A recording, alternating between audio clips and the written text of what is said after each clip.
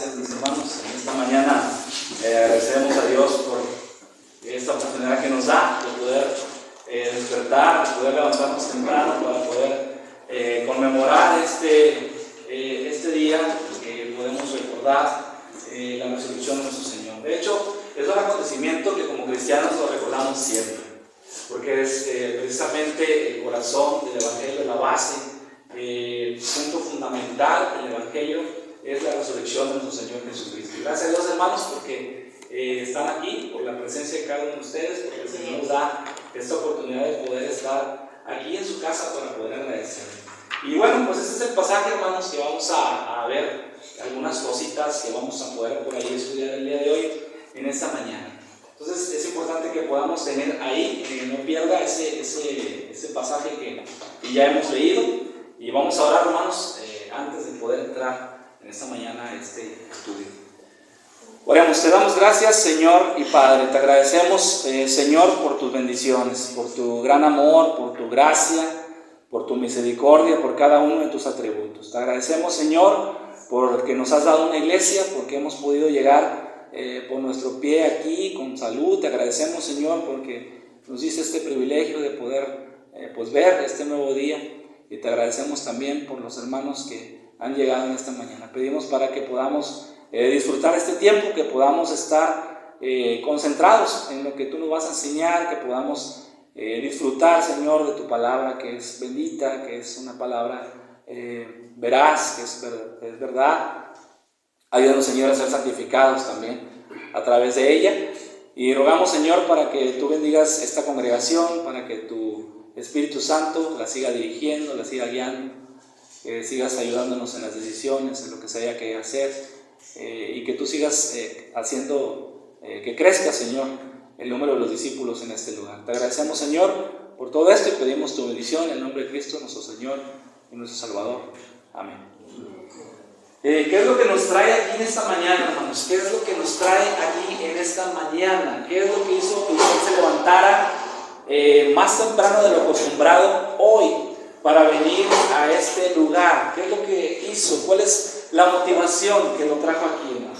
Hay muchas personas que ahorita pues, están dormidas, están ahí en su cama, están desvelados, otros que están de fiesta, pero los creyentes celebran este día como un acontecimiento muy importante en la vida de la iglesia, porque creemos en nuestro Señor, creemos que Él vive, creemos que Él está, como decía el hermano ahorita en su oración, Él está sentado a la diestra del Padre. Nosotros somos creyentes en la palabra de Dios, somos cristianos, somos gente redimida, los cuales en algún momento de nuestra vida el Señor nos llamó, nos rescató y hemos podido ya disfrutar ahora de este tiempo en el cual podemos estar en comunidad. Recuerda usted que algunos de los propósitos fundamentales que tenemos como iglesia, adelante hermanos, Dios les bendiga, buenos días. Propósitos fundamentales que tenemos como iglesia es, número uno, es el Evangelio centrado. El Evangelio centrado que trae conversión personal, que trae comunidad cristiana, que trae luego renovación cultural y luego compromiso misionero, ¿verdad? Pero quiero enfocarme en esa parte primero. Usted y yo no estaríamos aquí, hermanos, si no fuera por el Evangelio, si no fuera por la palabra de Dios, si no fuera por la obra que el Señor hace, porque es una obra sobrenatural, una obra que no puede hacer ningún hombre, una obra que no puede hacer ninguna asociación benéfica ni ninguna persona que podamos conocer nosotros aquí en la tierra. Solamente es una obra divina. La obra del Evangelio, entonces, es la obra de Dios, la obra de Cristo en la vida de cada uno de nosotros. Y nosotros en esta mañana, hermanos, venimos a celebrar precisamente ese Evangelio del cual estamos hablando y por el cual estamos aquí. Venimos a celebrar ese Evangelio que, como el apóstol Pablo en 1 Corintios capítulo 15, versículos del 3 y 4 dice, porque yo les he enseñado, porque primeramente yo les he enseñado lo que así primeramente recibí, ¿verdad? Yo les he enseñado lo que primeramente recibí, que Cristo murió por nuestros pecados conforme a las Escrituras, y que fue sepultado y que resucitó al tercer día conforme a las Escrituras. ¿Usted cree esto, hermano? Cristo murió por nuestros pecados conforme a las Escrituras, pero esto no quedó ahí. No quedó como un simple hombre que vino e hizo alguna revolución y murió. Y ya solamente queda su legado como una buena memoria de este buen hombre que pisó la tierra en algún momento de la historia de la humanidad, ¿no? Sino que la palabra de Dios es muy específica cuando dice el apóstol Pablo: Cristo murió por nuestros pecados conforme a las Escrituras, porque esto ya estaba predeterminado por el Señor, y que fue sepultado, pero que no quedó ahí, dice, y que resucitó al tercer día, y conforme también a las Escrituras. Y esto es muy importante, porque como lo vamos a ver ahorita, era necesario que Él resucitara. Y gloria a Dios, es lo que nos atrae en esta mañana, y es el motivo de nuestra fe, que nuestra fe es viva, de que el Señor vive, que el Señor está sentado a la diestra del Padre. Entonces el Evangelio, hermano, nos habla de muerte. Nos habla de la muerte de un inocente que ofreció su vida en un sacrificio como pago por nuestros pecados, pero también nos habla de vida, mostrando que a través de la resurrección del Señor Él comparte esa victoria sobre la muerte en la cruz, a través de su muerte, pero también a través de su resurrección de los muertos, ejecutada con gran poder y dominio. Es esta obra importante debido a que el Señor comparte y reparte vida, porque Él pudo vencer la muerte y la resurrección lo comprende. Lamentablemente, hermanos, nosotros a veces estamos como los discípulos que vamos a ver el día de hoy. A veces estamos nosotros con una incredulidad acerca de la resurrección. Y no quiero yo decir que a estas alturas quizá nosotros dudemos de la resurrección del Señor, no quiero decir eso, sino que quiero decir que dudamos de los acontecimientos, de las cosas que suceden hoy en día, y que nosotros podemos decir, esto es palabra de Dios, esto está aquí escrito, pero a veces estas profecías también, nosotros somos muy incrédulos y dudamos de las profecías, dudamos de lo que el Señor obra. En esta ocasión, en el Juan capítulo 20, hablando acerca de la resurrección del Señor, vamos a ver cómo estos discípulos tenían estas dudas en su corazón. Incredulidad sobre la resurrección de Jesús es el tema de hoy. Incredulidad sobre la resurrección de Jesús. Y vamos a ver, hermanos, tres aspectos que nos impiden que nosotros podamos creer. Tres aspectos que nos impiden que nosotros podamos pulir esa fe que el Señor ha depositado en nosotros. Y estos tres aspectos son la ignorancia, número 1, la especulación, número 2, y el conformismo. Y vamos a ver así cómo esos tres enemigos pueden ser superados por un elemento muy importante, que son las Escrituras. Entonces, nosotros tenemos que hay tres enemigos de nuestra fe, que es la ignorancia, la especulación y el conformismo. Y estos pueden ser únicamente superados por las Escrituras o por la palabra de Dios. Porque Cristo resucitó y te dio vida. Tú debes conocer o tú debes creer en su obra. Porque Cristo resucitó y te dio vida, tú debes creer en su obra.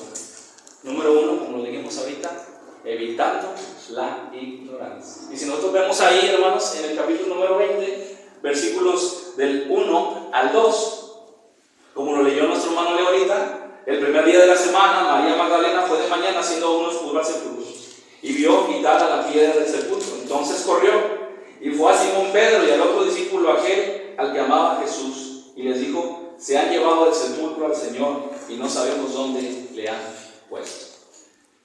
Yo veo aquí, hermanos, una parte importante de ignorancia de los discípulos, no tanto por el lado de que no conocían lo que debía de acontecer. Porque si nosotros vamos a la Escritura, y quisiera que alguno de ustedes, la hermana Tomasa, podría ayudarme a buscar Mateo capítulo 16, versículo 21. Gera, ¿me podrías ayudar tú, por favor, con Marcos 8:31? Hermana Irma, ¿nos puede ayudar con Marcos 9:31? Y leo Lucas 9:22. Solamente quiero mostrarles aquí con esto, hermanos, que estos discípulos no eran ignorantes porque no conocían, sino que hay otra modalidad de ignorancia, que es que cuando nosotros conocemos y no lo recordamos, igual somos ignorantes. Cuando nosotros conocemos de la verdad, pero la desechamos o la menospreciamos, o simplemente nos pasa de noche, ¿verdad? Sí, podemos leer, hermano, ¿tiene ahí Mateo 16:21? ¿No lo tienen? Bueno, yo lo voy a leer. Mateo 16:21, vamos a ver. Dice aquí: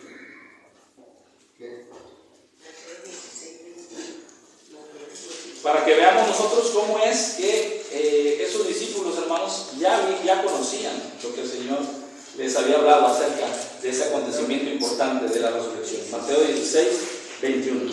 Desde entonces comenzó Jesús a declarar a sus discípulos que le era necesario ir a Jerusalén y padecer mucho de los ancianos, de los principales sacerdotes y de los escribas, y ser muerto y resucitar al tercer día.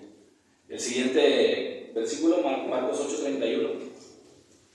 Y comenzó a enseñarles que él era necesario al Hijo del Hombre padecer mucho y ser desechado por los ancianos, por los principales sacerdotes y por los escribas, y ser muerto y resucitar después de 3 días. Amén. Marcos 9:31. Porque enseñaba a sus discípulos y les decía: el Hijo del Hombre será entregado en manos de hombres y le matarán, pero después de muerto resucitará al tercer día. Amén. En Lucas 9:22. Y diciendo: es necesario que el Hijo del Hombre padezca muchas cosas y sea desechado por los ancianos, por los principales sacerdotes y por los escribas, y que sea muerto y resucite al tercer día. Muy bien. Nota usted cómo el Señor ya había profetizado, el Señor ya había hablado, el Señor ya les había enseñado, el Señor les había mostrado ya que Él tenía que morir, ser desechado por estas personas de su generación, pero al mismo tiempo, después de esto, el Señor de haber padecido, Él tenía que entregar su vida, pero que iba a resucitar. Entonces, María Magdalena, en este momento en el cual, siendo ella parte de sus discípulos, llega a esta tumba y ve que es muy de mañana, ve quitada la piedra, solamente ve corrida esa piedra enorme que estaba allá a la entrada de esta cueva, de este lugar. Y dice que entonces corrió y fue a Simón Pedro y al otro discípulo, aquel al que amaba Jesús, que en este caso sabemos que es Juan. Y les dijo, note usted la declaración: se han llevado del sepulcro al Señor y no sabemos dónde le han puesto. Ella creía entonces que el cuerpo del Señor había sido robado, que el cuerpo del Señor había sido levantado y llevado de ahí hacia otro lugar, y que había sido esta tumba profanada. Eso era el pensamiento que ella tenía, hermanos. Era de alguna forma ignorancia de lo que el Señor ya les había platicado, les había dicho, les había comentado, pero eso es solamente en lo que el Señor les explicó. Ahora, seamos un poquito considerados con los discípulos y vamos a pensar, y con María Magdalena, y vamos a pensar que por lo menos deberían de recordar lo más reciente, es decir, las palabras de Jesús. Pero acá en el Antiguo Testamento, que también son profecías que hablan acerca del nacimiento de Cristo y también de su muerte y de su resurrección, como es el Salmo 16:10 e Isaías 53:10, por nombrar solamente algunos pasajes, nos hablaban acerca de este acontecimiento que era la resurrección del Señor. Pero ellos no creían en esto, estaban en su corazón incrédulos, no tenían esa visión, y por lo tanto esa ignorancia se convirtió en un obstáculo para que ellos pudieran ejercer su fe. Ser ignorante, entonces, hermano, no solamente tiene que ver con no conocer las cosas, el origen de las cosas. Ser una persona ignorante, estar en la ignorancia, es también que conociendo las cosas las olvidamos.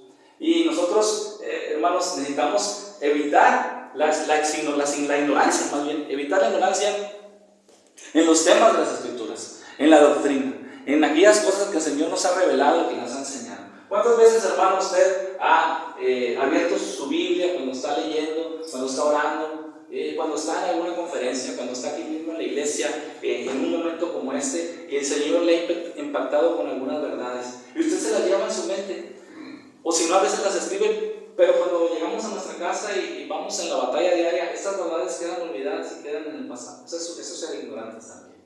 Ignorantes porque estamos dejando que esas verdades se ahoguen en las circunstancias de nuestra vida.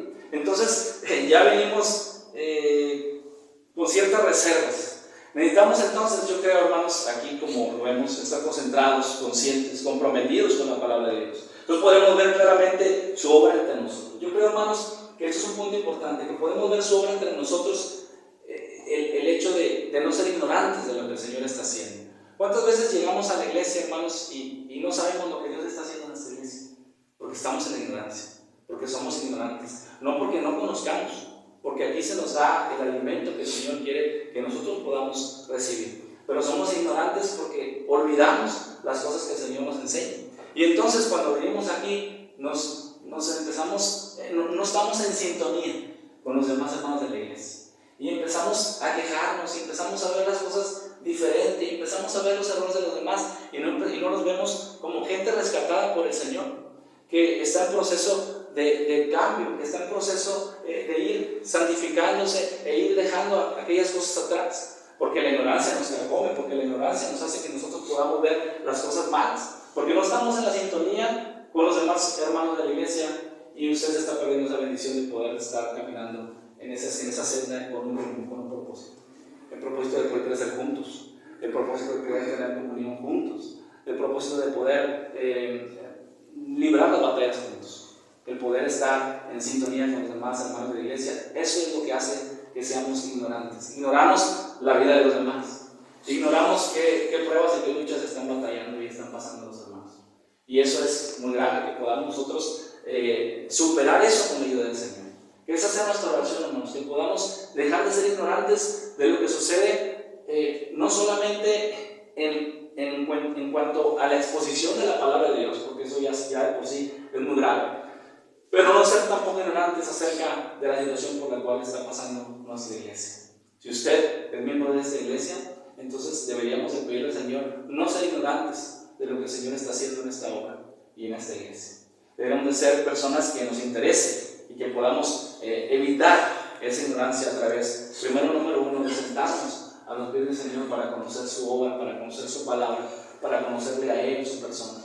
Y luego después entonces también no ser ignorantes de la situación por la cual está pasando nuestra congregación y el camino en el cual vamos todos, que es el camino hacia la santificación, pero también un camino en el cual todos podemos estar involucrados para servir aquí en nuestra iglesia. Número 2, porque Cristo resucitó y te dio vida, tú debes creer en su obra evitando la especulación.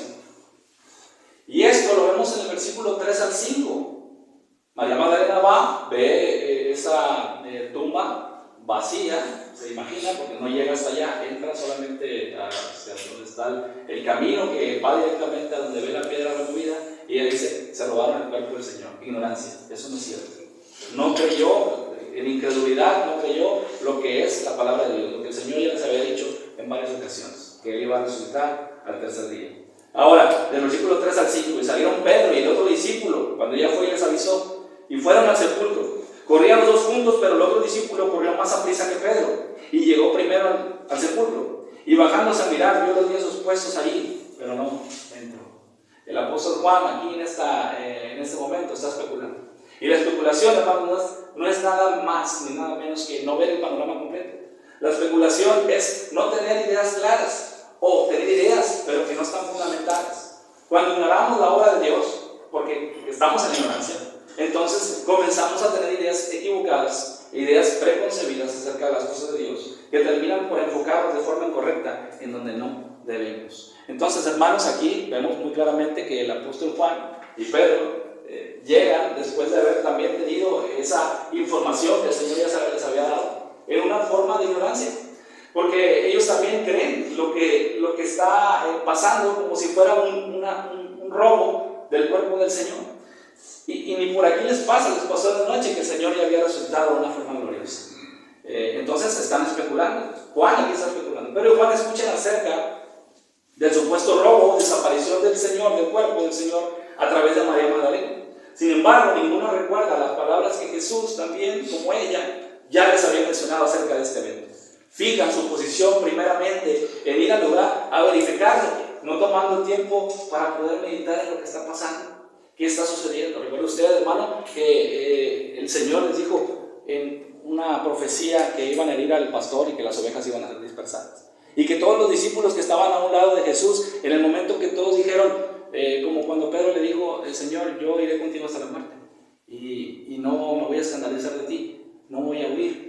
Pero nuevamente, ignorancia de la palabra de Dios, ignorancia de mi condición espiritual, creyendo que yo a mis propias fuerzas puedo servir al Señor y puedo defender mi fe y puedo ser una persona que va a estar con el Señor por siempre de los siempre. Y vemos que esta palabra de Pedro, pues todos los demás la corroboraron, y todos los demás discípulos dijeron, sí, vamos para que moramos con Él, sí, vamos hasta el final con Él. Pero ¿qué pasó? Los discípulos, alguno de ellos quedó con el Señor en su pasión, en su momento de que Él fue azotado, molido a golpes, algún discípulo quedó con él. No, ninguno de ellos. Ignorancia. Ellos solamente estaban especulando en esa ocasión cuando dijeron: estamos contigo, Señor, hasta el fin del mundo, vamos contigo. Y ¿cuántas veces no pasamos así nosotros también, hermanos? Queremos nosotros ir con el Señor hasta el fin del mundo y queremos hacer su obra y su voluntad, pero solamente estamos especulando porque nuestras ideas no están fundamentadas en la verdad del Señor.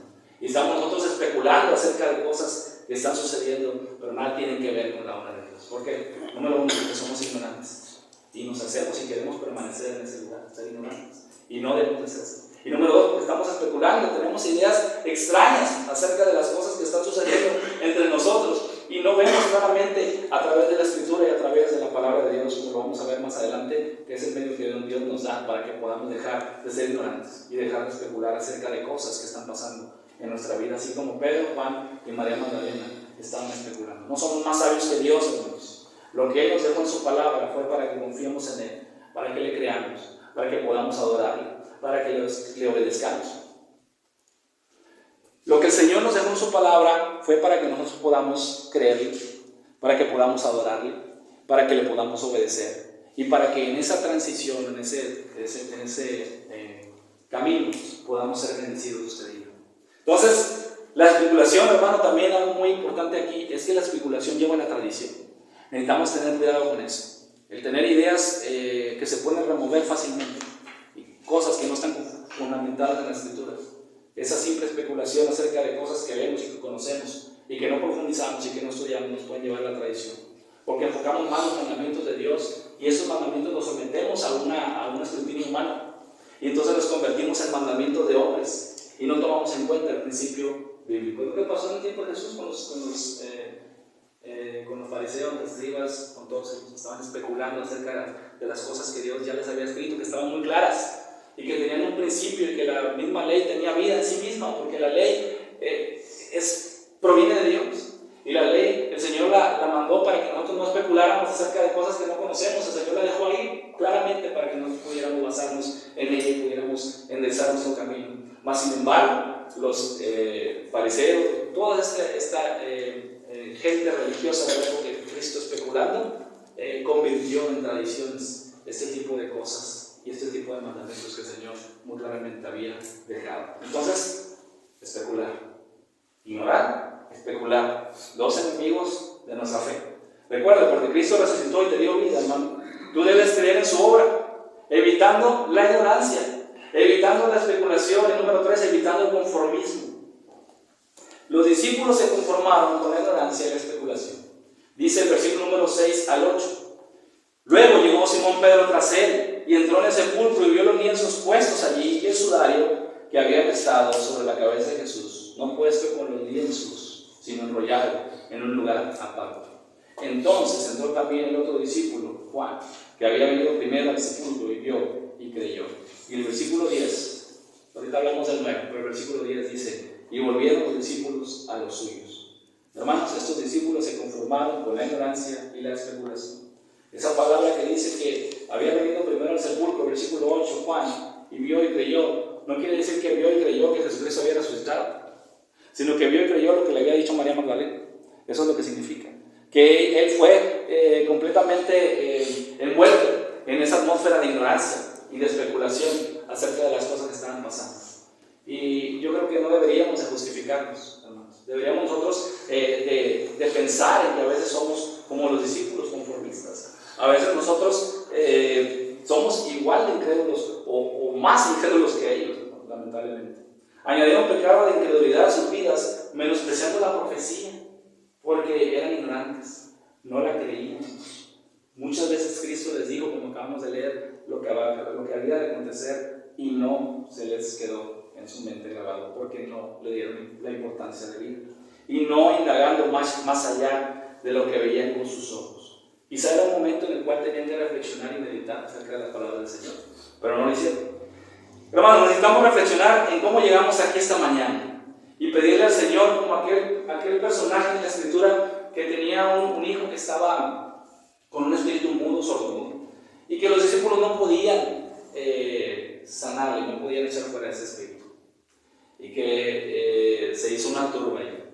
Y este hombre le dice: desde que estaba pequeño mi hijo está así, Señor, por favor, ayúdalo, tú lo puedes ayudar. Y le dijo el Señor, al que cree todo lo es posible. No hay nada imposible para Dios. Pero ¿qué dijo el hombre? Señor, creo, ayuda. ¿Qué dijo? Ayuda a mi incredulidad. Hermano, que esta mañana usted y yo podamos decirle al Señor, Señor, ayuda a mi incredulidad. Hay cosas que yo no entiendo, pero que no te superan a ti, Señor. Hay cosas que yo no puedo ver, no puedo percibir, pero no te superan. Tú estás en control de todo. Como ellos en este momento estaban pasando por esta lucha, esta duda, esta ignorancia, esta especulación. Ahora estaban informándose, porque dice que ellos, según el versículo número 10, y volvían los discípulos a los suyos. Entonces ellos llegaron a ese lugar, vieron este panorama de lo que había pasado, se conformaron a eso, a la ignorancia, a la especulación, y llegaron ahí, pero se fueron peor de como llegaron. Se fueron peor de como llegaron porque se fueron con un panorama de incredulidad en su corazón.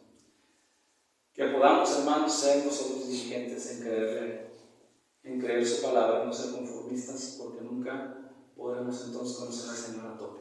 Nunca.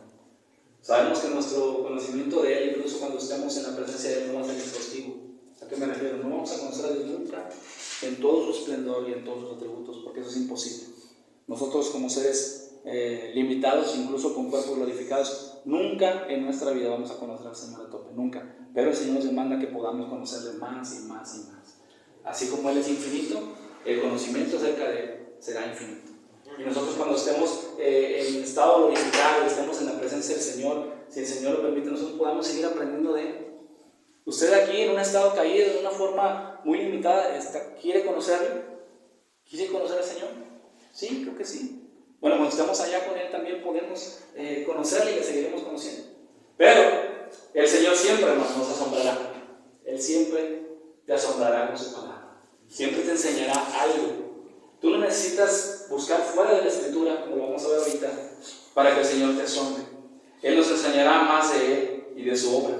Y necesitamos exigirlos entonces para no ser conformistas en las disciplinas espirituales. ¿Cuáles son las disciplinas espirituales? Son aquellas disciplinas que nos atraen a Dios, aquellas disciplinas que nos ayudan para que podamos llevar una vida de devoción hacia Dios, una vida de entrega hacia Él, como son la palabra, la oración, la mayordomía, la adoración, el servicio, el ayuno, el retiro, todo ese tipo de cosas, como lo vimos hace tiempo en un libro que estudiamos llamado Las disciplinas espirituales de Donald S. Whitney. Entonces, hermanos, 3 enemigos de nuestra fe: la ignorancia, la especulación, la duda y lo que es el conformismo. Pero estos 3 enemigos son vencidos por una parte que vamos a ver ahí en el versículo número 9. Porque aún no habían entendido que Juan capítulo 20, versículo 9. Porque aún no habían entendido la Escritura, que era necesario que Él resucitase de los muertos. Hermano, gracias a Dios tenemos un antídoto contra la incredulidad. Hay incredulidad en nuestros corazones, incluso al ser cristianos sí. A veces no le creemos a Dios sus promesas, a veces estamos dando tumbos para allá y para acá y no queremos caminar en el sentido que el Señor nos dice, pero el Señor tiene misericordia y tiene un antídoto para nosotros. No se sienta abrumado por eso. El pecado sí está ahí en la puerta, llama y a veces caemos, pero el Señor nos da de su gracia para que podamos levantarnos. Y el antídoto contra la incredulidad es su palabra. No necesitamos andar buscando cosas extrañas por ahí, yendo con gente que a lo mejor, oye, pues ¿cómo le puedo hacer aquí? ¿Cómo le puedo hacer allá? Hay que ir a su palabra. El mejor consejero es Dios. El mejor consejero es la palabra que el Señor nos ha dejado. Sus principios y sus temas de la Escritura son combustible para nuestra fe. Aquí Juan menciona, incluyéndose él mismo, que los discípulos no habían entendido la Escritura. Él mismo dice allí, porque aún no habían entendido la Escritura. Juan, inclúyete, por favor. Tú tampoco la habías entendido. Porque aún no habían entendido la Escritura, que era necesario que Él resucitase de los muertos, porque esta es la parte medular del Evangelio. Dice el apóstol Pablo en 1 Corintios capítulo 15, y si Cristo no resucitó, entonces vana nuestra fe. ¿Qué estamos haciendo aquí? Somos los más dignos de conmiseración del mundo, porque todos se burlarían de nosotros, porque qué vano es esa vida de los cristianos que adoran a una persona que está muerta, como todos los demás hombres a través de las religiones de la historia. Nimrod, Marduk, Tiamat, Alá, lo que usted me diga, murieron, pero nuestro Redentor vive. Amén. Amén. Dice aquí, lamentablemente no fueron capaces de relacionar su realidad con lo explícito de la Escritura. En ella encontramos la guía para cada aspecto o situación de su vida. Y una frase que por ahí me dijo un hermano: tu incredulidad no anula la realidad de su verdad. Y eso es cierto porque debemos de confiar en esa palabra, en la Escritura que el Señor nos ha dejado. Todo está ahí, hermano. Toda la palabra de Dios está completa, es la revelación completa que el Señor nos ha dejado para que podamos nosotros creerle a Él. Y estos hermanos que estaban aquí, pues estaban todavía ellos ahí con una revelación que todavía no estaba completa, que sí tenían el Antiguo Testamento, pero usted y yo, pues ya vemos de este lado, ¿verdad? De este lado ya vemos el panorama completo. Y tenemos toda la revelación del Señor. Y damos gracias a Dios por ello, porque tenemos su revelación. Hermanos, tenemos todos los días en este mundo caído la necesidad de las Escrituras. Era necesario que Cristo resucitase, porque esa verdad es la garantía de la vida eterna para los que creen en Él, puesto que Él venció la muerte a través de su muerte y resurrección. Que el Señor nos ayude, hermanos, y nos dé convicción acerca de las Escrituras, porque en ellas se da testimonio de Cristo, de su vida, de su muerte, pero también de su resurrección y vida eterna para todo aquel que cree. Que el testimonio de la Escritura y su Espíritu, el Espíritu de la Escritura permee cada aspecto de nuestra vida personal, de nuestra vida familiar, eclesial y laboral. 3 enemigos de la fe: la ignorancia, la especulación y el conformismo. Estos 3 pueden ser derrotados solamente por la palabra de Dios. Amén. Vamos a ver. Señor, te damos gracias en esta mañana que nos diste la oportunidad de poder escuchar, Señor, tu palabra. Te agradecemos porque nos permite, Señor, ir a ella y confiar en ella. Sabemos, Señor, que a veces somos dados a no creer tus promesas, a no creer tu palabra. Pero ayúdanos, Señor, a poder dejar eso, a poder enfocarnos en ti, a poder enfocar que tú, Señor, eres digno de creerte, que podamos no menospreciarte, que podamos, Señor, seguirte, que podamos servirte, que podamos estar, Señor, aprendiendo constantemente de ti. Y que no nos cansemos, Señor, nunca de escuchar de ti, del Evangelio, de tu palabra.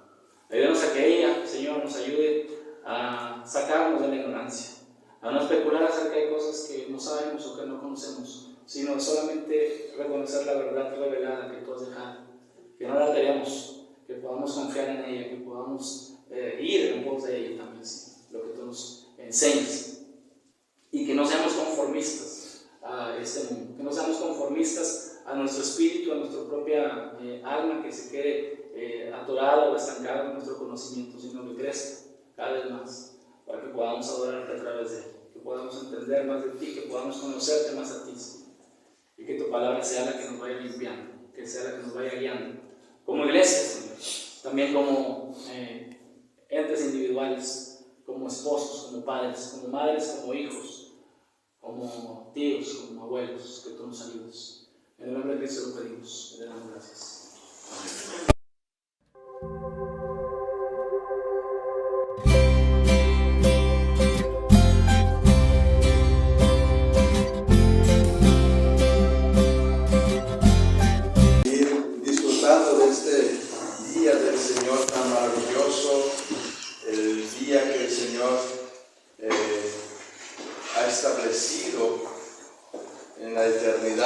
Para vencer la muerte y celebrar cada vez que nos reunimos esa victoria. Y vamos a ir ahora, hermanos, al libro de Éxodo, por favor, el pasaje que hemos estado estudiando, y voy a invitarles que vayan por favor al capítulo 7. Ya estamos en Éxodo 7, versículos 8 al 13.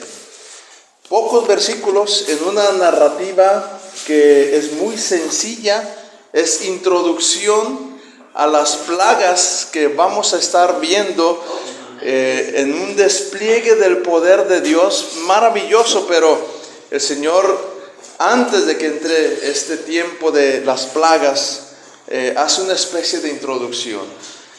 Y es este pasaje que vamos a ver ahora, cómo el Señor va preparando ese momento que luego va a mostrar su poder maravillosamente. Si lo tiene, por favor, ayúdeme en la lectura. Vamos a leer juntos versículos 8 al versículo 13. Alternamos la lectura. Yo leo el 8, ustedes el 9, y así vamos a ir hasta leer juntos el versículo 13. Comienzo yo, dice la Escritura: habló Jehová a Moisés y a Aarón diciendo: si Faraón os respondiere diciendo: mostrad milagro, dirás a Aarón: toma tu vara y échala delante de Faraón para que se haga culebra. Vinieron pues Moisés y Aarón a Faraón e hicieron como Jehová lo había mandado, y echó Aarón su vara delante de Faraón y de sus siervos, y se hizo culebra. Entonces llamó también Faraón sabios y hechiceros, e hicieron también lo mismo los hechiceros de Egipto con sus encantamientos. Pues echó cada uno su vara, las cuales se volvieron culebras. Mas la vara de Aarón devoró la vara de ellos, y el corazón de Faraón se endureció y no los escuchó, como Jehová lo había dicho. Padre bendito, Señor nuestro Dios todopoderoso, venimos delante de ti para rogarte, Señor, una vez más, que nuestros corazones sean moldeados con tu palabra. Que encontremos, Señor, en tu palabra nuestro refugio, nuestra visión, nuestras motivaciones para vivir, Señor, delante de ti. Ayúdanos en esta mañana y dale a cada uno de mis hermanos la porción que necesitamos, que tú conoces. Ayúdame, Señor, para poder compartir tu palabra con fidelidad, y dame la porción que yo necesito, Señor. Todos estamos necesitados de ti, Padre, y gracias por tu provisión. En el nombre de nuestro Salvador. Amén. La obra es de Dios. Así es el título en esta mañana, hermanos. Una verdad sencilla que necesitamos recordar, que necesitamos creer, que necesitamos meditar. La obra es de Dios. En esta frase tan corta, hermanos, encontramos mucha fortaleza. Esa verdad tan pequeña en su dimensión de estructura guarda una inmensa fortaleza al corazón, al alma del cristiano, porque a veces estamos pretendiendo hacer la obra en nuestras propias fuerzas. A veces creemos que la obra es de nosotros, pero hermanos, la obra es de Dios. Porque Dios obra perfectamente, tú debes confiar en su palabra. Porque Dios obra perfectamente, tú debes confiar en su palabra. ¿Por qué? Porque Dios prepara su obra, número 1. Porque Dios prepara su obra. Mire versículo 8 y 9. Habló Jehová a Moisés y a Aarón diciendo, qué hermoso, hermanos, el Señor prepara su obra y le dice a sus siervos lo que van a decir. Y les llama delante de él y los instruye. Y los trae a su presencia y les da detalles. Y les dice, mira Moisés, mira Aarón, lo que tú vas a hacer es esto y esto y esto y no más. Y tú lo que vas a hacer es esto, esto y esto y no más. Y vas a ir delante de él y te vas a presentar y el Señor prepara su obra. Hermano, es maravilloso cuando el Señor hace la obra, porque lo único que tenemos que hacer es seguir sus instrucciones. Y aquí está en su palabra sus instrucciones. Y Él nos ha llamado a esta obra suya. Y dice el Señor, versículo 9, si Faraón nos respondiere diciendo, ¿sabe? Esto es lo que dice la Reina Valera. Esa frase, así tal cual la acabo de leer. Si Faraón nos respondiere diciendo. Pero ¿sabe que en realidad la traducción más fidedigna es cuando Faraón te dijere? O sea, hay una diferencia. No estoy diciendo que esté mal, solamente que en la traducción, cuando Casiodoro y Cipriano la hicieron, ellos lo hicieron en una forma más como, mira, como si Dios estuviera diciendo, si Faraón te dice esto, haces esto. Como si Dios estuviera esperando apenas la respuesta de Faraón. Yo creo que lo que quería decir realmente Cipriano y Casiodoro era que Dios sabe el futuro y eso es verdad. Pero la traducción más fiel es cuando Dios te diga esto. Porque ¿sabe qué nos dice eso? El Señor sabe lo que va a ocurrir con toda precisión. Él no está dando opciones a ver cuál de las dos opciones va a tomar el hombre y dice, bueno, si hace esto, hago esto, y si no hace esto, hago el otro. Él ya sabe. Y entonces una forma mucho más fiel de traducirlo es cuando Faraón te respondiere, porque Dios sabe lo que va a responder Faraón. Y cuando Faraón dijere, mostrad milagro, entonces tú le vas a decir lo siguiente. Y tú vas a hacer lo siguiente. Y le dijo a Aarón, toma tu vara y échala delante de Faraón, para que se haga culebra. Hermano, Dios prepara su obra. Dios explicó detalladamente a Moisés y a Aarón lo que habían de decir, a dónde tenían que ir, la respuesta que tenían que dar, las obras que tenían que hacer. Y además les instruyó sobre la respuesta de oposición. Porque el Señor nos dice también en su palabra cómo va a responder el mundo. El Señor nos dice cómo va a responder la carne. El Señor nos dice cómo va a responder el sistema en el que vivimos. El Señor nos advierte en su palabra porque Él está preparando su obra. Es la obra de Dios. Y hermanos, en su palabra está la voluntad del Señor para hacer su obra a través de nosotros. Él quiere hacer esa obra porque es su obra y quiere que nosotros intervengamos, tengamos parte en ello. Y entonces Él nos dice lo que hemos de hacer y lo que vamos a escuchar y cómo tenemos que responder. Bien sencillo. ¿Sabe cuál es el problema? Lo que acabamos de escuchar hace un momento. Nuestra incredulidad. Ese es el problema. La manifestó Aarón y Moisés desde el principio cuando Moisés puso tantos pretextos. Incredulidad. Pero gloria a Dios que la palabra del Señor cada vez que va sonando y sonando en nuestra mente, en nuestro corazón, va quitando la incredulidad y cada vez vamos avanzando más. Y aquí tenemos a Moisés y a Aarón delante del Señor para hacer la obra de Dios. Hermanos, el Señor nos dice cosas a nosotros ya en nuestra vida como neotestamentarios, porque podría decir usted, bueno, es que esto es el Antiguo Testamento, era una historia muy peculiar, muy en particular. Nosotros no tenemos que ir a hacer señales delante de un faraón, nosotros no vamos a tener un milagro como aquel. Pero hermanos, el principio de fondo es el mismo. Aquí lo que nos está enseñando la Escritura es que Dios prepara su obra, prepara a sus siervos, prepara las respuestas, prepara el panorama, nos dice lo que va a ocurrir. Por tanto, id y haced discípulos. Dios está preparando su obra. Eso es para nosotros ya. Amaos los unos a los otros. Dios está preparando su obra. Eso es para nosotros. Sed santos en toda vuestra manera de vivir. Eso es para nosotros. No dejar de congregarnos como algunos tienen por costumbre. Eso es para nosotros. Glorificar a Dios en todo lo que hagas. Si comes, si bebes o haces cualquier otra cosa. Eso es para nosotros. Sujetaos unos a otros en el temor del Señor. Eso es para nosotros. Apacentar la grey de Dios que está entre vosotros. Le dice a los pastores. Hijos, obedeced a vuestros padres porque esto es justo.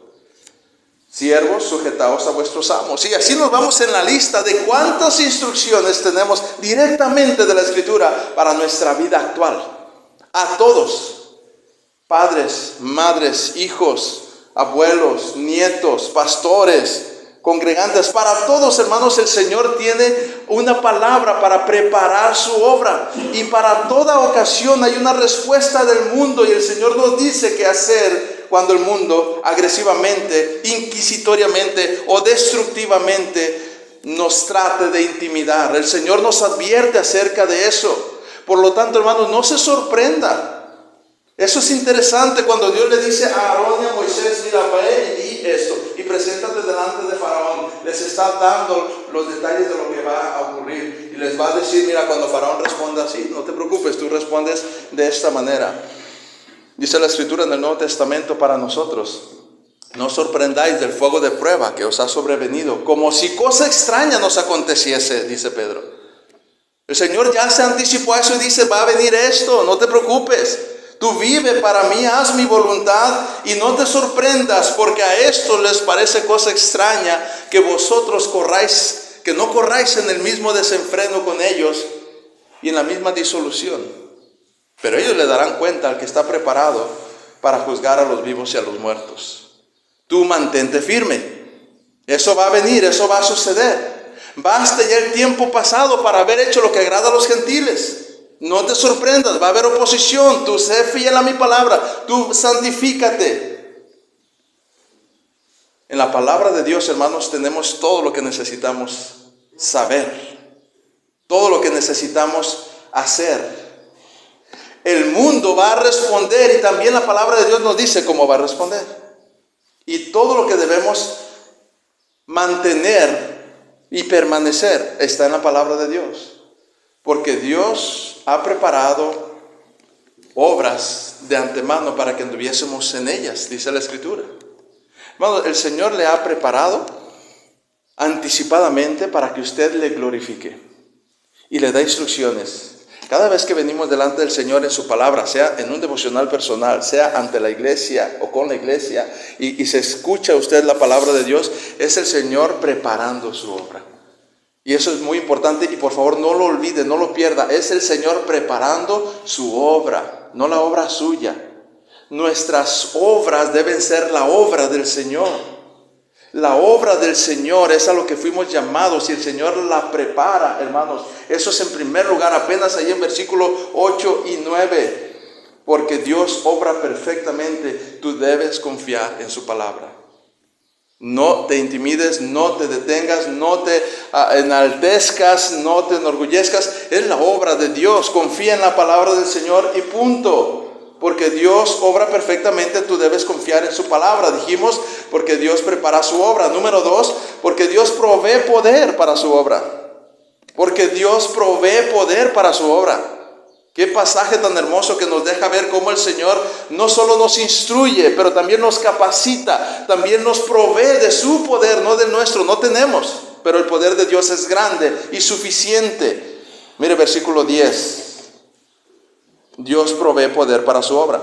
Vinieron pues Moisés y Aarón a Faraón, e hicieron como Jehová les había mandado.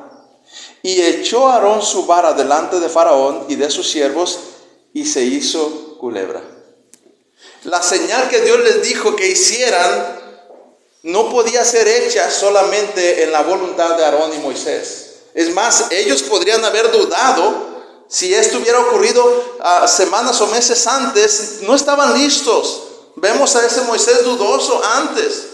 Pero ahora que el Señor les ha mostrado su presencia, les ha dado detalles, ha estado con ellos, ellos han creído en el Señor, están delante de Faraón, ahora han recibido su instrucción, y ahora ellos sencillamente, imagínense, trae esa vara Aarón, trae la vara de Moisés, y entonces Dios les dijo, cuando te pida señal, cuando te pida milagro, entonces tú sueltas la vara y se va a convertir en culebra.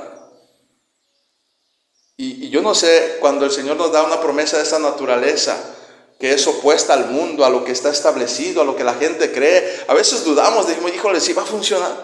Híjole, el Señor dice que por nada me deje de congregar, pero es que tengo que trabajar, ¿sí va a funcionar? No, es que el Señor dice que tengo que ser fiel y veraz, pero esta es una oportunidad para poder escalar en el trabajo y tener una posición. ¿Qué tiene una mentirita? No creo que afecte nada. Eso es incredulidad. ¿Sí va a funcionar mantenerme fiel? ¿Sí va a funcionar obedecer al Señor? ¿Sí va a funcionar?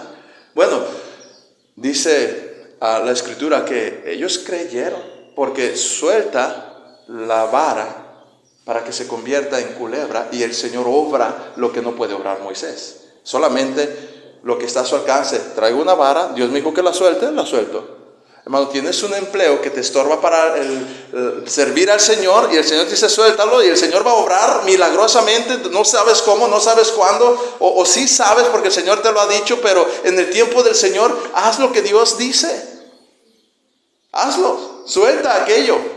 A veces se trata de soltar algo, a veces se trata de tomar algo, a veces se trata de hacer algo, a veces se trata de no hacer algo, pero es obedeciendo la palabra de Dios y dejando que Él obre en poder. Y entonces ellos hacen lo que Dios dijo exactamente, y dice la Escritura que cuando hicieron lo que Dios les mandó, echó Aarón la vara delante de Faraón y de sus siervos, y se hizo culebra. Y se hizo culebra. Y hermanos, encontramos aquí que Dios provee poder para su obra. Dios no solo le expresó su voluntad y le dio instrucciones, sino que manifestó su poder. Moisés y Aarón solo llevaban una vara y un mensaje. Eso era todo lo que llevaban. Hermanos, es lo mismo que nosotros tenemos hoy en día. Tenemos herramientas que Dios nos ha dado. A veces es su palabra. Este libro que el mundo rechaza, que ven tan común, que no creen en él. Y el mensaje, eso es lo que tenemos. Y el Señor nos dice, ve delante de, ¿cuántas veces nos pone delante de gente para que simplemente liberemos la palabra, soltemos la palabra y dejemos que Dios obre maravillosamente por medio de su palabra? Milagros por medio de su palabra. El milagro que sucedió allí era una transformación de un objeto a un ser vivo, pero el milagro que el Señor hace con su palabra es la transformación de la muerte a la vida, de transformar, de regenerar, de cambiar a una persona. A veces esa persona somos nosotros mismos. El Señor quiere seguirnos transformando en esta vida, santificando. Pero necesitamos creer a su palabra. Él provee el poder que necesitamos para creer. ¿Cuántas veces, hermanos, no confiamos en su palabra y limitamos su poder por usar una expresión? Dios no se limita, pero la verdad es que el Señor ha puesto leyes para obrar. Y en alguna ocasión dice que hubo lugares donde no obró por la incredulidad de la gente. Él podía haberlo hecho, pero Él ha establecido que el que se acerca a Dios crea que le hay y es galardonador de los que le buscan. Y hermanos, lo que tenemos que hacer nada más es creer a su palabra y Él va a obrar. ¿Cuántas promesas hay de esta naturaleza? Busca primero el reino de Dios y su justicia y todas las demás cosas vendrán por añadidura. Ay, ¿sí vendrán? ¿Y sí suplirá el Señor? ¿Y Él sí me atenderá? Busca primero el reino de Dios y su justicia. Suelta la vara y verás cómo se convierte en serpiente. Clama a mí, yo te responderé y te enseñaré cosas grandes y ocultas que tú no conoces. Ora, pero no, vamos a hablar con todo mundo menos con Dios. Por nada estéis afanados, sino sean conocidas vuestras peticiones delante de mí, delante de Dios. Y el Dios de paz, que sobrepasa todo entendimiento, guardará vuestros corazones y vuestros pensamientos.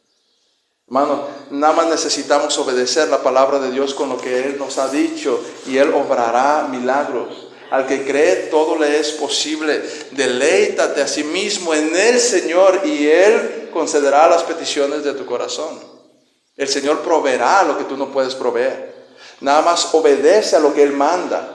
Y el Señor obrará milagrosamente, a veces en la conversión de alguien, a veces en la fortaleza de una necesidad, a veces en la sanidad de tu cuerpo, a veces en un trabajo, a veces sencillamente en cosas que nadie más conoce, en el gozo que te falta.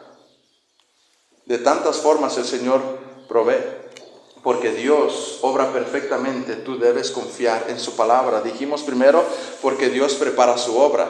2, porque Dios provee para su obra. Pero también, ¿sabes por qué, hermano? Porque el hombre pervierte la obra. Por eso debemos confiar en su palabra, en la del Señor, porque el hombre pervierte su obra. Mire lo que ocurre ahora en el versículo 11 y la primera parte del 12. Lean conmigo porque este está bien interesante. Y está allí como que haciendo una contraparte a todo lo que está ocurriendo. Versículo 11 y la primera parte del 12. Lean conmigo hasta donde yo deje la lectura. Entonces llamó también Faraón sabios y hechiceros, e hicieron también lo mismo los hechiceros de Egipto con sus encantamientos, pues echó cada uno su vara, las cuales se volvieron culebras. El hombre pervierte la obra de Dios. Eso es natural en el mundo en el que vivimos. Y hermanos, el diablo también les da habilidades engañosas, fraudulentas a sus siervos, y imitan el poder de Dios. Y lo digo así con todas sus letras porque eso es lo que está ocurriendo, una imitación. Jamás pueden igualar el poder de Dios, pero hay una imitación del poder de Dios. Y lo que hicieron estos hombres, por cierto, hermanos, que eran Janes y Jambres, los nombres de por lo menos los dos principales hechiceros o los dos principales sabios que le llaman aquí eran estos dos hombres que Pablo después menciona en segunda de Timoteo, capítulo 3:8, si quiere luego verificarlo, es muy interesante. Pablo los cita y dice de ellos: como Janes y Jambres resistieron a Moisés.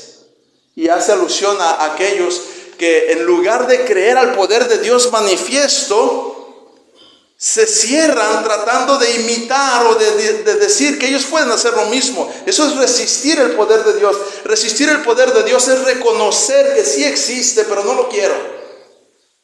Porque quiero quedar bien con el rey, porque quiero quedar bien con el sistema, porque quiero ganar algo temporalmente. Janes y Jambres son mencionados después en el Nuevo Testamento, haciendo una alusión a este pasaje.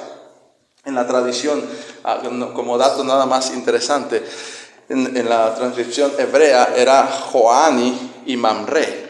Es lo que dice extrabíblicamente, ¿verdad?, la tradición judía, que se llamaban Joani y Mamre. Ahora, estos dos nombres coinciden con la traducción al griego, Janes y Jambres, a quien está citando Pablo. Y dice de estos hombres que resistieron el poder de Dios, que resistieron a Dios. Hermanos, no solamente los falsos profetas falsifican la obra de Dios, pero ¿cómo lo hicieron estos hombres? Antes de que explique cómo también nosotros podríamos estar imitando, no genuinamente viendo el poder de Dios, sino imitando. Pero antes de esto, hermanos, ¿qué estaban haciendo estos dos hombres cuando Faraón los llama y se convierte en serpientes también sus varas? Miren, hay evidencias desde el mundo antiguo hasta el día de hoy, todavía ocurre, que hay dos formas de aparentar que las serpientes puedan parecer varas.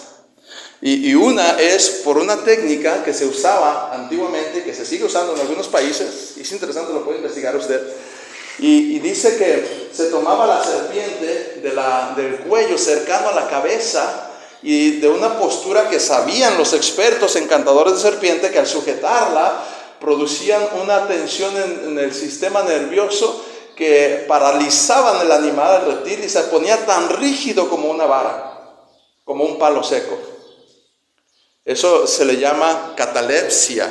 Es cuando el sistema nervioso de un ser vivo se bloquea y se hace rígido, inmóvil, pareciera un palo duro. Y entonces lo que hacían estos hombres, incluso en la actualidad algunos hacen esos trucos, que traen culebras entre la ropa.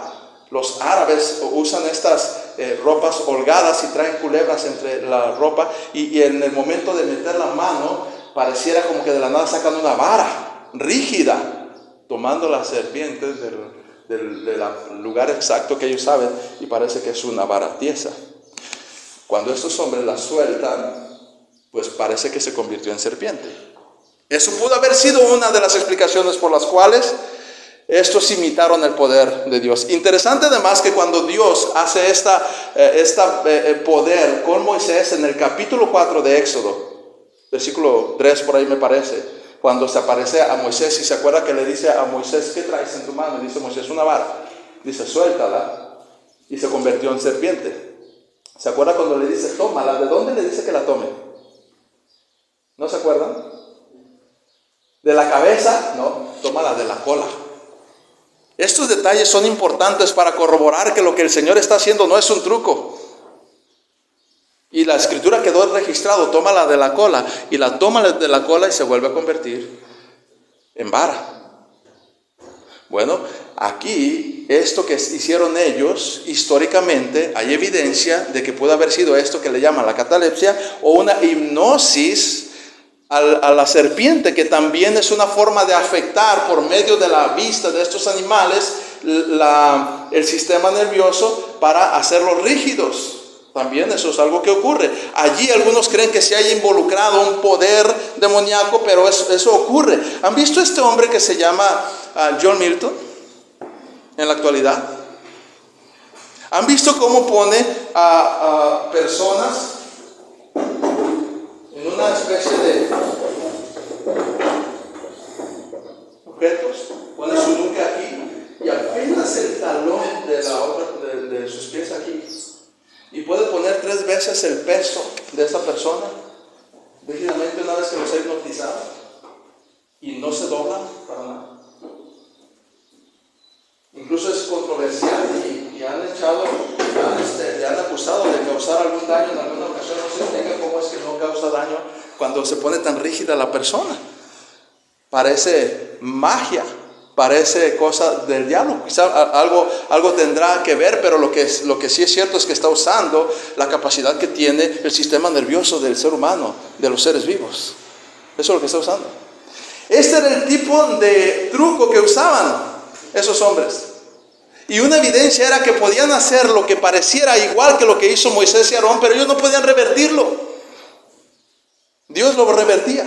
Y para mostrar Dios que era el poder genuino del Señor, añade algo en esta ocasión, porque es fácil imitar el poder de Dios, pero es imposible igualarlo. Hermanos, a veces nosotros, no solo en nuestra actualidad, los falsos profetas como Maldonado, como Cash Luna, como otros líderes que se han levantado engañando a la gente, imitando el poder de Dios, nada más imitándolo, usando su nombre, pero realmente negando la eficacia de su palabra. No solamente ellos hacen este tipo de resistencia a la obra del Señor, pero hermanos, ¿cuántas veces nosotros solo imitamos el poder de Dios? Venimos a la iglesia, cantamos, damos acciones de gracia, pero ¿cuántas veces es solo una apariencia? ¿Cuántas veces es solo una imitación de lo que hacen los cristianos? Porque sabemos lo que es correcto, pero no lo creemos, no lo vivimos.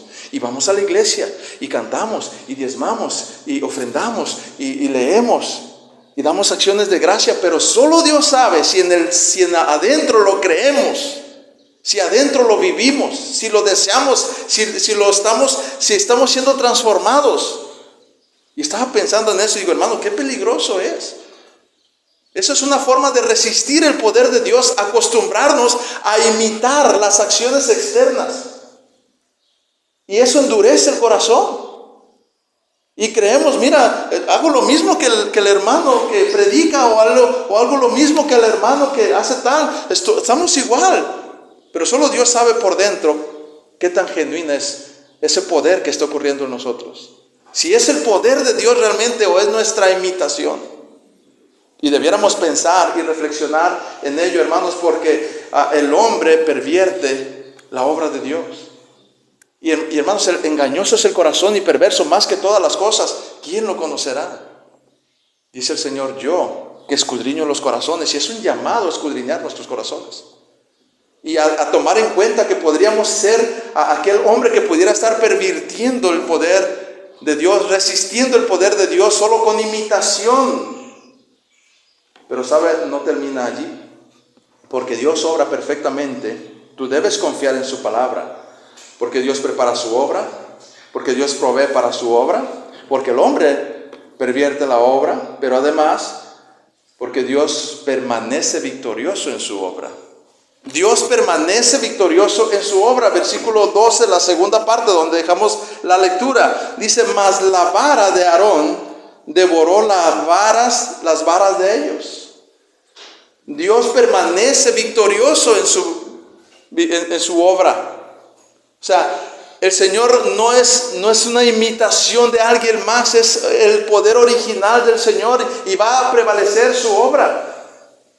Al que el Señor salva verdaderamente, lo guarda para siempre. Hay un canto hermoso que me gusta mucho que dice, al que el Hijo hace libre, lo hace libre de verdad. El que es verdaderamente creyente por el poder de Dios va a permanecer en las cosas de Dios. Cuando el Señor manifiesta su poder, el hombre se le acaban sus artimañas, a Dios no. Esto ocurre a nivel personal, a nivel nacional, a nivel generacional. Vemos naciones, hermanos y hermanas, que en algún momento estuvieron con el Señor, pero que pervirtieron la palabra del Señor y pasaron a la historia en decadencia, como la nación de Estados Unidos. Hombres que pensaron tener el control como Hitler, de controlar la raza humana. Y están ahora en la tumba su cuerpo y condenados, porque fueron hombres, sencillamente, que pasaron a la historia. Sus obras no permanecen. La obra de Dios permanece victoriosamente. Actualmente hay un hombre líder de la iglesia llamada La Luz del Mundo, que tiene su sede en Guadalajara, Joaquín Naasón. Me parece que es el cuarto en la generación de los líderes de la iglesia. Tiene seguidores en 35 países. Está en la cárcel ahora, porque es un hombre, que su obra no permanece. Pero la obra de Dios, Dios permanece victorioso con sus obras.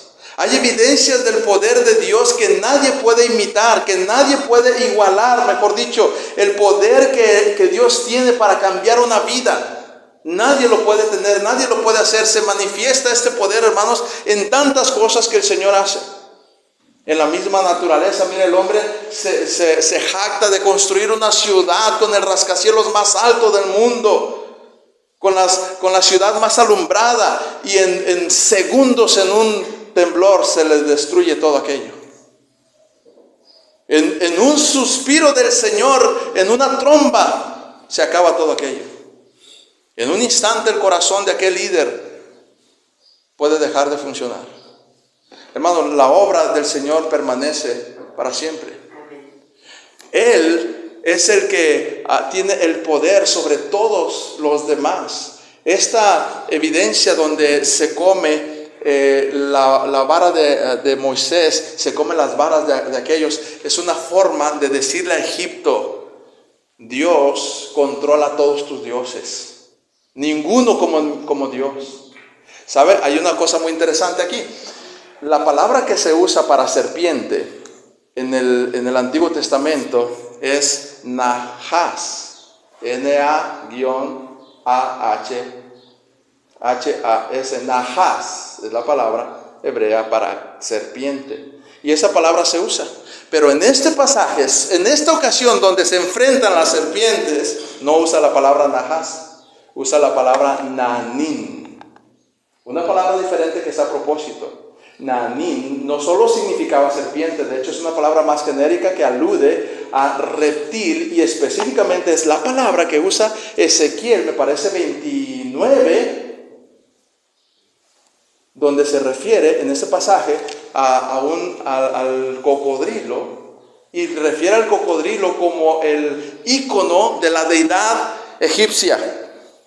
Y lo que está usando aquí es la palabra que se refiere al principal dios de los egipcios. En lugar de serpiente está diciendo Nanim, para que la vara se convierta en Nanim en lugar de Nahas. Y el Nanim del Señor se come el Nanim de Egipto, diciendo: Dios es el creador del Nilo y del cocodrilo, y tus dioses no son nada. Allí está, hermanos, para que podamos ver que Dios permanece victorioso con sus obras. Dios es el único que puede permanecer, hermano, por las edades. Tú eres Dios de generación en generación. Antes que el mundo fuese, tú eres Dios. El hombre pasa como la hierba, pero tú permaneces. Hermanos, este poder se muestra en la naturaleza, en la enfermedad, en las generaciones. El poder de Dios no es por naturaleza destructivo, sino regenerador. Tiene que destruir el pecado, tiene que destruir a los ídolos para regenerar nuestra fe, nuestra espiritualidad, nuestra santificación. Pero finalmente el Señor tiene el poder para destruir el pecado y regenerar a vida nueva, a vida eterna, la vida espiritual. Si estos hombres o Faraón hubieran reconocido el poder de Dios, hoy se diría otra cosa. Porque esa era la intención del Señor cuando muestra el poder suyo, que la gente se convierta, que la gente reconozca. Pero el Señor se va a glorificar de todas formas. Y finalmente, porque Dios obra perfectamente, tú debes confiar en su palabra, porque Dios prepara su obra, porque Dios provee para su obra, porque el hombre pervierte la obra, y finalmente, porque Dios precede a la dureza del corazón. Esto es una verdad bien interesante que está en este pasaje que necesitamos entender, porque Dios precede a la dureza del corazón. O sea, hermano, la obra de Dios es perfecta y debemos confiar en su palabra, porque Dios precede a la dureza del corazón. Es decir, Dios sabe lo duro que es el corazón. Y las veces que Dios advierte, cuando Dios declara que va a pasar algo con el corazón del hombre, ese hombre al que se le declaró tal cosa debiera de clamar, debiera de arrepentirse, porque Dios podría salvarlo. El hecho que Dios declara que va a ocurrir algo no significa que no hay ninguna forma de revertirlo. Eso es interesante. Ahí en la Escritura nos da testimonio de ello. Mire, hay ocasiones donde, por ejemplo, ¿se acuerda del rey, me parece Ezequías? Corríjanme si me equivoco. Ezequías, que le dijo el Señor: prepara tu casa porque vas a morir. ¿Dios estaba jugando? Lo iba a matar. Estaba en una enfermedad grave que se iba a morir. Es más, Isaías va y le dice: Dios dice que te vas a morir. Vámonos. Y se va Isaías. No ha salido del patio de su casa cuando le dice Dios a Isaías: regrésate y dile que va a vivir. ¿Qué pasó? La Escritura dice que este hombre nada más se volteó del lado de su cama y rogó como nunca había rogado al Señor: concédeme la vida. Y el Señor vio su corazón y se la concedió. ¿Se acuerda cuando Moisés venía de estar con el Señor y el pueblo estaba en idolatría, y que el Señor le dijo: Moisés, apártate, porque voy a destruir este pueblo? ¿Usted cree que Dios estaba jugando? Lo iba a destruir. Y el corazón de Moisés, movido por el Señor, desde luego, pero en la responsabilidad que tenemos de responder al Señor, dijo: Señor, ten misericordia de este pueblo, ten misericordia de tu pueblo. Oró con tal fervor que el Señor perdonó al pueblo, por lo menos ahí. Pero también tenemos casos donde, ¿se acuerda lo que le dijo el Señor a Pedro? Pedro, me vas a negar. ¿Y Pedro qué dijo? Sí, Señor, perdóname, soy tan malo que no quiero negarte, perdóname, Señor, sé que te voy a negar y no quiero hacerlo. ¿Le dijo eso? Dijo: Señor, no te voy a negar. El orgullo de Pedro. ¿Y qué ocurrió ahí? Lo negó. Hermanos, el poder de Dios precede a la dureza del corazón. El Señor se anticipa a la dureza del corazón y lo hace con una razón, para que podamos nosotros reconsiderar esa posición. Si como Pedro decimos: a mí no me va a pasar, le va a pasar. Dice la Escritura que si en Tiro y Sidón se hubiera hecho los milagros que se hizo en Jerusalén, se habrían salvado. No ocurrió así, pero habría ocurrido si hubiera sido esos milagros allá. El Señor sabe lo que va a ocurrir, sabe lo que no va a ocurrir, y las veces que nos revela lo que va a ocurrir es una expresión de su gracia para que nos arrepintamos. Así que en el último punto, lo que estoy diciendo, hermanos, note el pasaje: y el corazón de Faraón se endureció y no los escuchó como Jehová lo había dicho. A mí lo que me sorprende en esta frase no es que el corazón de Faraón se endureció, sino la segunda frase: como Jehová lo había dicho. Es decir, el Señor había dicho esto, había mostrado esto, había anticipado que ocurriría.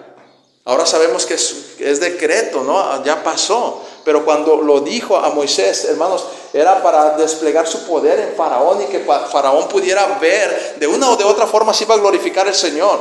En la conversión de Faraón o en la dureza de su corazón, pero Dios iba a glorificar. Porque esto ocurrió antes. Nabucodonosor glorificó al Señor, siendo por cuántas veces un rey pagano. Bueno, Cuando el Señor se anticipa, cuando el Señor antecede, porque Dios precede la dureza del corazón, tiene un propósito. Y la aplicación para nosotros en este último punto, ¿qué le ha dicho el Señor sobre usted, sobre su vida? ¿Cómo le habla el Señor cada domingo, cada día, respecto a lo que tiene que cuidar, a lo que tiene que atender, a lo que tiene que prevenirse? Engañoso es el corazón, dice la Escritura, y perverso, y es para nosotros. ¿Quién lo conocerá? Dame, hijo mío, tu corazón y miren tus ojos por mis caminos. Y todo lo que hagáis. Hermanos, versículo tras versículo podemos encontrar de Dios diciéndonos, mira, si no tienes cuidado, esto va a pasarte. El que piensa estar firme, mire que no caiga. Nos está diciendo porque Dios precede a la dureza del corazón. Hermanos, porque Dios obra perfectamente, tú debes confiar en su palabra.